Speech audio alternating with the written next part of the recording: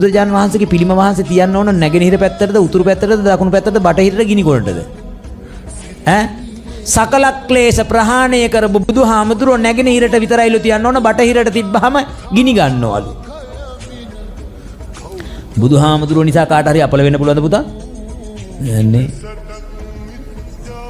තේරෙනවනේ නැගෙනහිරට උතුරට බටහිරට හරවන්න එපා බුදුහාමුදුරුවෝ හරවන්න කොහමද ගෙට ඇතුල් වෙනකොටම සාලේ ඉන්නකොට අනේ මගේ බුදුහාමුදුරුවෝ ඇතුලේ වැඩ ඉන්නව නේද කියලා ඒ සංඥාව වෙන පරිදි සාලේ ලස්සනට පේන තැනක ලොකු මල්ලාසනයක් ධර්මාසනයක් පනවලා බුදුහාමුදුරුවන්ට ස්ථානයක් වෙන් කරන්න හරිද කම්මැලි කමට චූටි පිළිමයක් ගෙන ලෝභ කමට ගෙනල්ලා අර ඇපෙන් බේරෙන්නේ ඇයි බුදුහාමුදුරන්ට පිළිමයක් තිබ්බ නැති වුණොතින් ගෙදරට හොඳ නැහැ කියලා හිතලා තමයි ගෙදර තියන්නේ. ඒකත් ශ්‍රද්ධාවෙන් කරන වැඩක් නෙමෙයි. තමන්ගේ ආර්ථික දියුණුව තමන්ට අපල වෙයි කියන බයටයි එහෙම කරන්නේ.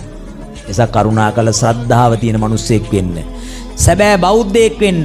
ගෙදර වැඩි කොටසක් ඉඩ අරින්න කොහෙටද? භාග්‍යවත් බුදුරජාණන් වහන්සේ කෙරෙහි අවධානය යොමු කළා වැඩි කොටසක් ඉඩ අරින්න.